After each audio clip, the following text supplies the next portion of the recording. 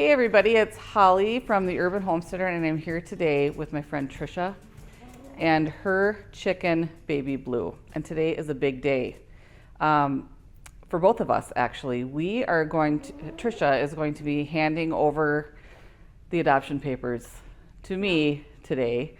Trisha has an interesting story about why this is happening, and I kind of want her to tell the story. It's a bit of a sad one, but it's going to have a happy ending. Yeah. Okay, so Trisha and I have very similar, how do we say that? Love for our chickens. Yeah. Like maybe an affinity for our chickens. Yeah, I think that's fair. Okay, so tell us why I am going to be taking in Baby Blue.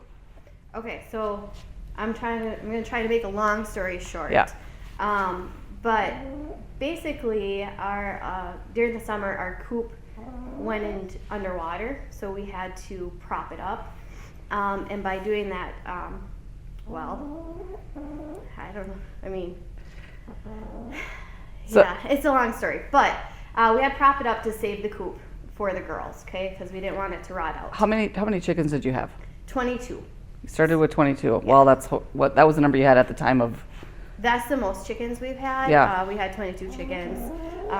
We needed to prop up the coop. We had some torrential rain type stuff. It's weather related. And it was underwater. So to save the coop, save the chickens, we had to prop it up so it wouldn't rot out.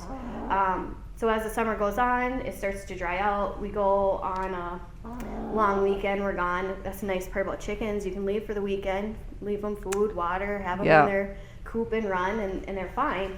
But what happened is it started to dry out under the coop, and coyotes got in there.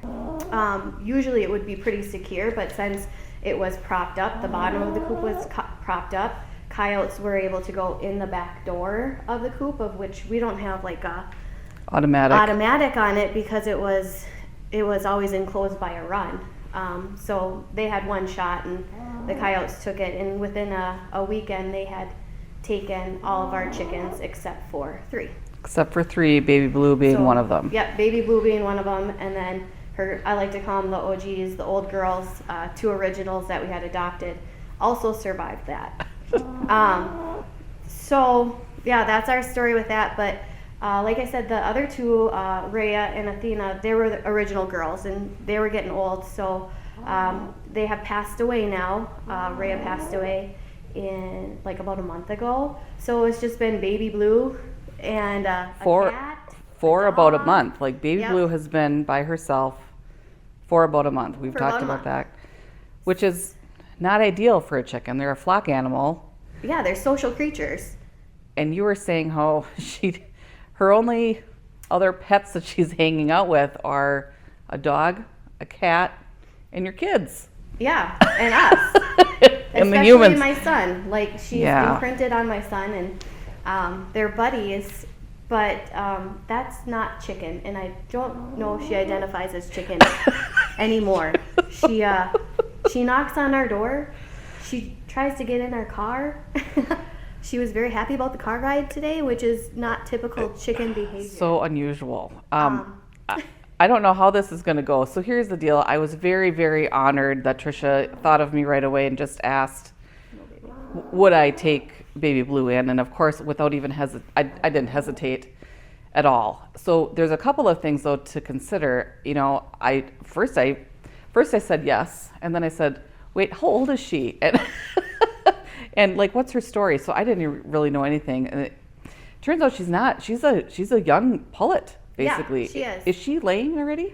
So by the end of summer, she was laying. Okay. But she has not been laying.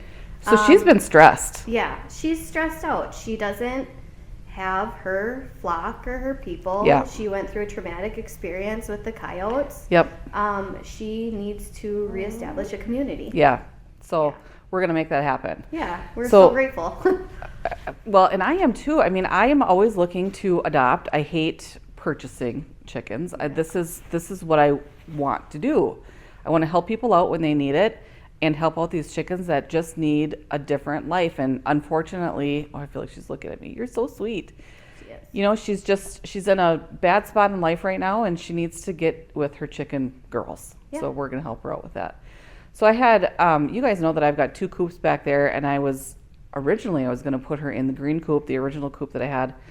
I feel like there's more room in there, and there's a bigger run. But because we are in the brutal temperatures of winter, I just was not feeling okay with that. I have to think about, you know, she's going to be here when I'm not, or she's going to be here all the time, but the water situation. Yeah. So I don't want to just throw her in with the chickens that I have. That's not how you should properly do this. It's kind of like, henpecking's a real thing. oh yeah, and they could peck her to death. Yes. Because they don't know her. She could be a threat to them for whatever reason, but Yeah. from what I'm understanding, she's very sweet. But chickens there's a pecking order. There is. It's And a real thing. They're going to put her on the bottom. That's just the way it is. That's where you start. So I always like to do what I call the playpen method. And honestly, this crate is very similar. This is Baby Blue's pen, but for transportation today. But this is typically what I use when I get new chickens into the flock, and I put them into the run area so that they can see but don't touch, and it works great. Yeah. I've never done this in the winter, so this is different. Lucky for me though, I've got that broody box in the newest coop that I've got, so that's where Baby Blue's gonna go now. She's getting mad. She can go back in here if you want to put her in there. She's done being held. She's so sweet. She's like, Mom, that's it. Okay, here, baby. So as I was saying, we're gonna put her in the coop, but she's gonna be separated so that they can still see and not touch her. And I'm gonna probably keep her in there for a week.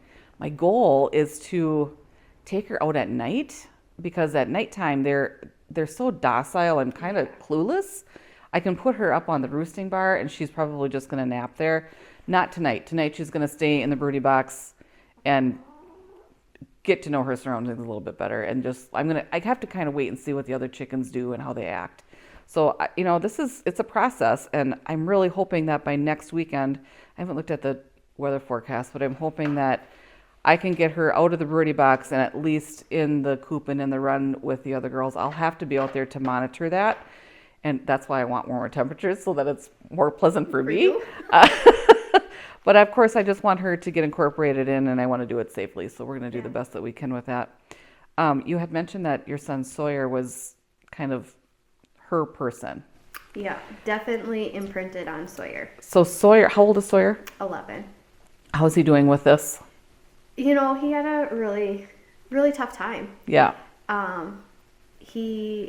We raised some of these little babies. Yeah, you hatched her. Yeah, like we've hatched them, we've taken in, but like I said, we've had her since she was a chick, and they kind of have a special bond. Yeah.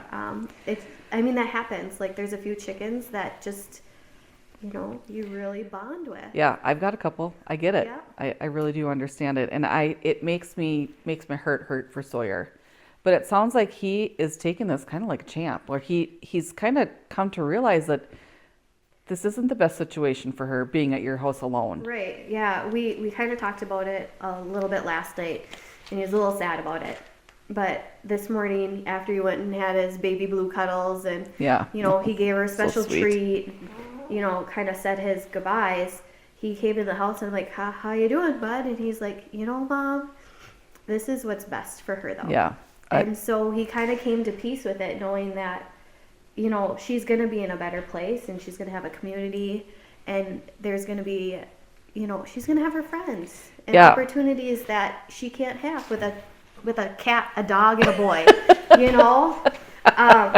So, and of course he was like comfortable that she was coming to you. Yeah. So he's been here before. Yeah. He's seen my chickens, and you guys bond over chickens. Right. So it was no problem. He's like, it's a good place to go. And he knows he can show up here at any time to visit. Yeah. Probably will. Yeah, I would love that actually. Probably will. Okay, and so your future for chicken keeping is what? We're just gonna like pause for a little bit and then really think about we're gonna do a relocation. So you guys are overhauling the whole thing. Yeah, we're gonna have to do a relocation of the coop to a different location of the yard. and then just like seriously amp up security. It was pretty good before, but I think, you know, we thought we were doing the best that we could, and now we know that we can do better, and we've been just researching different products and different methods. And so before we commit to having chickens again and starting another flock, we really want to be 100% sure that we've, like, you know, crossed the T's, dot the I's, and really made it a safe environment for them.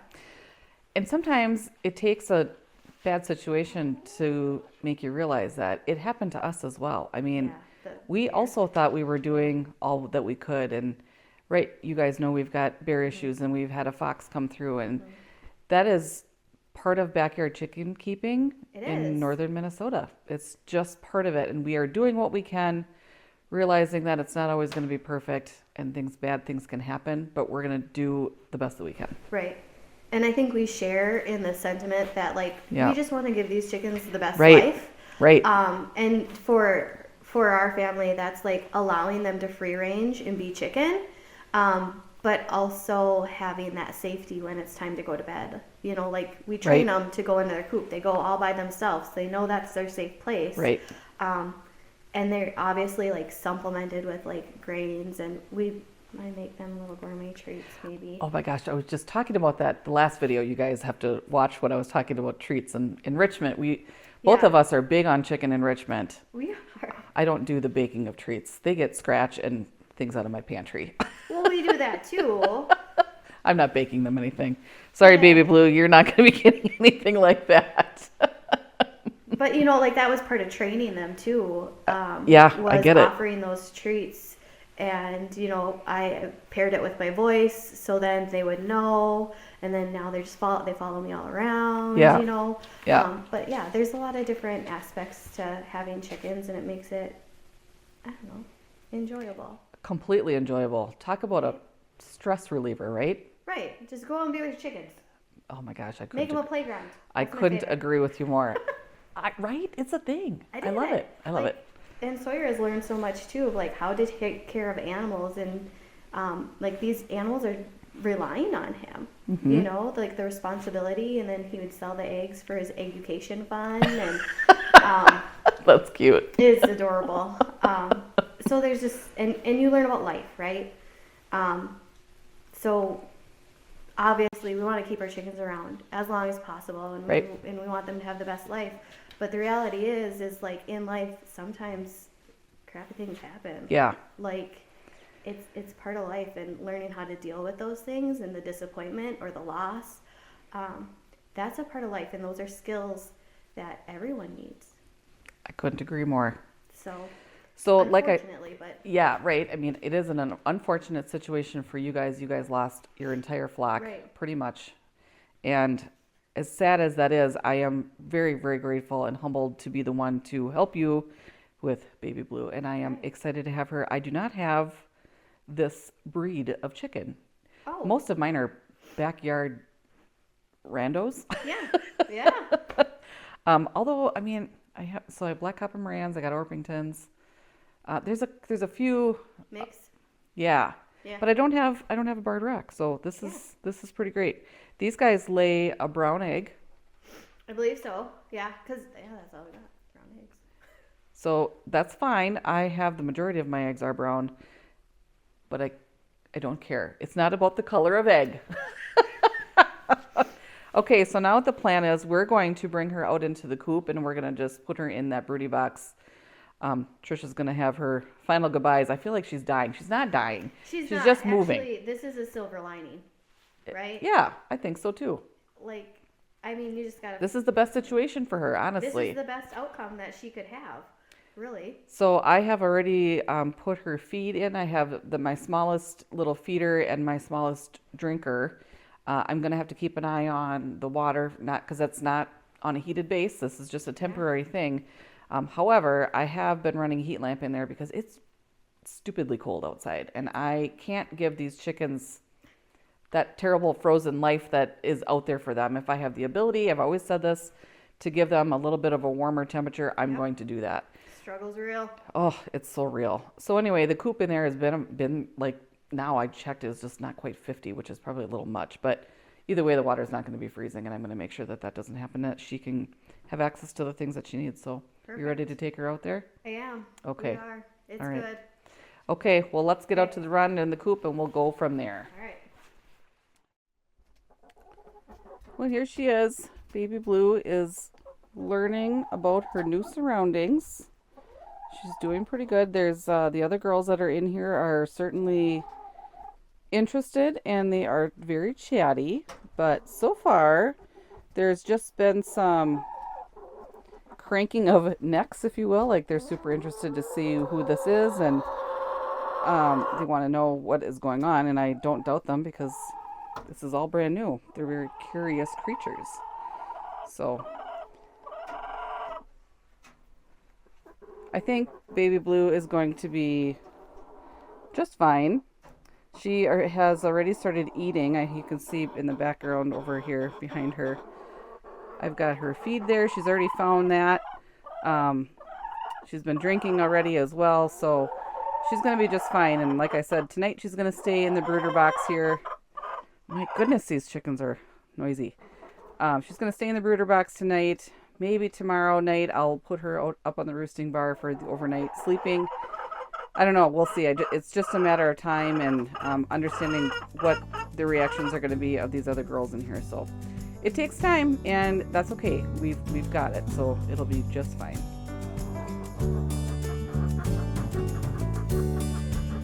So that's it for today, you guys. Thanks again so much for watching. If you enjoyed what you saw today, please hit the subscribe button, and thanks again. We will see you soon.